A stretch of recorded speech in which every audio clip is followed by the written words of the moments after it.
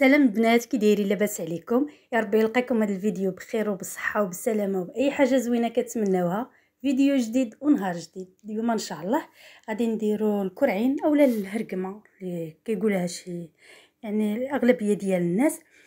المهم هذه ديال البكري غادي نديروها ان شاء الله للغدا، وغنشارك معكم الطريقه اللي كنديروا ليها، يعني سهله وبسيطه.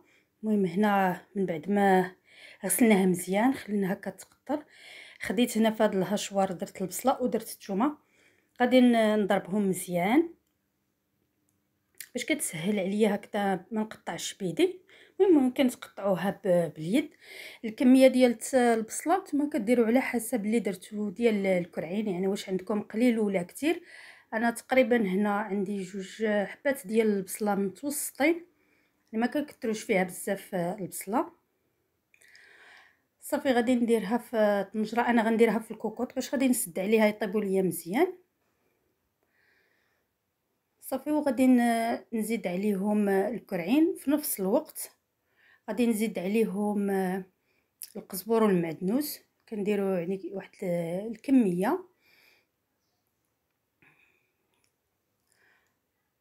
صافي وغادي نزيدوا الزيت ونزيدوا التوابل.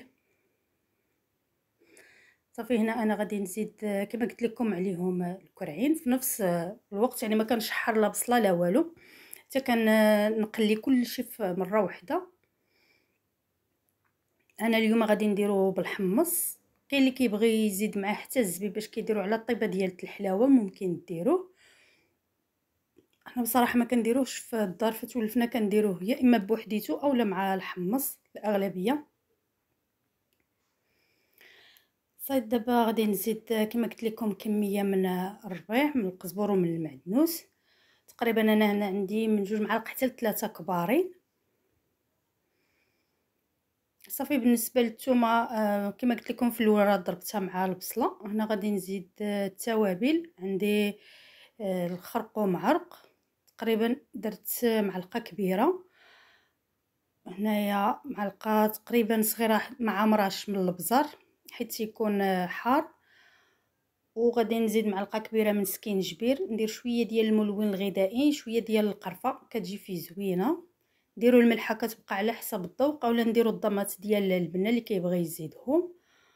صافي ونديروا الزيت. بالنسبه للزيت حنا ما كنكثروش فيه الزيت على حسب كيكونوا ميدمين، فانتوما كديروا الزيت على حسب اللي بغيتو نتوما. صافي وغادي نردهم يتقلاو مزيان، نروي نزيد المرقه. صافي ونسد عليهم. هنا درنا ضويمه ديال الزعفران، كما قلت لكم هادو كيبقاو اختياريا على حسب نتوما اللي بغيتو، ما كيعطيو مذاق لوين زويون. صافي وهنا زدنا تقريبا نصيص من الضماد ديال البكري. صافي غادي نردهم على البوطه يتشحروا ليا مزيان، غادي نروي نسد عليها حتى طيب ليا، اولا كيدخلهم الطياب عاد كنرجع نزيد معاهم الحمص اللي تيكون مرقد بطبيعه الحال من قبل. صافي هو ما تياخذش بزاف ديال الوقت باش يطيب.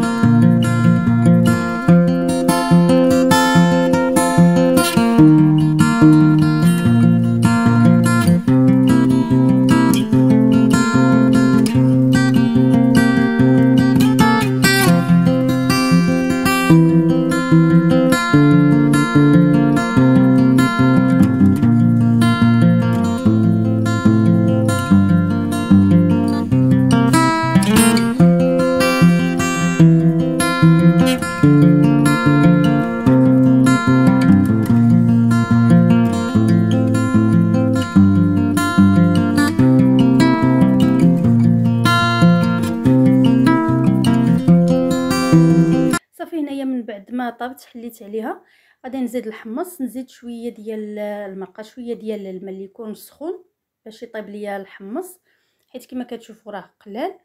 صافي وغادي نرجع نسد عليها نخليها تطيب صافي، وهكذا كتكون واجده. يعني طريقه اللي سهله وبسيطه، ما كتاخذش يعني كتاخذ لينا غير الوقت شويه في الطياب، على حسب الا كان اللحم ديالنا كبير او لا. صافي وعلى حسب الحمص. صافي وهكذا كيكون الغدا ديالنا واجد. غادي نحطو ان شاء الله الغدا ديالنا. فاول حاجه غادي نحطو هما الكرعين صافي، وكتبقى لينا داك المريقه والحمص نحطوه من فوقهم. كما قلت لكم ممكن يعني اللي كيبغي الطيبه ديال الحلاوه يزيد الزبيب، وممكن تزيدوا حتى الحار. كاين اللي كيبغيه هكذا يكون فيه شويه ديال الحار، ممكن تزيدوا الهريسه.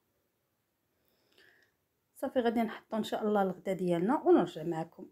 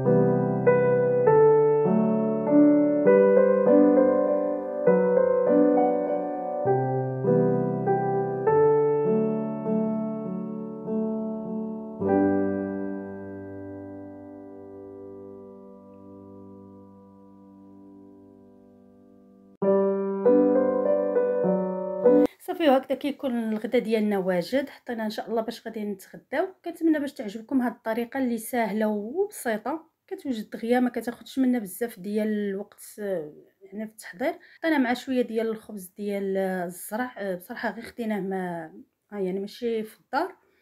صافي ومع شويه ديال الديسير اللي موجود كل نهار ورزقو. ان شاء الله نقول لكم بصحه غداكم حتى نتوما. كنتمنى باش تجربوا هذه الطريقه اللي سهله. نقول لكم مع السلامه ان شاء الله حتى الفيديو اخر.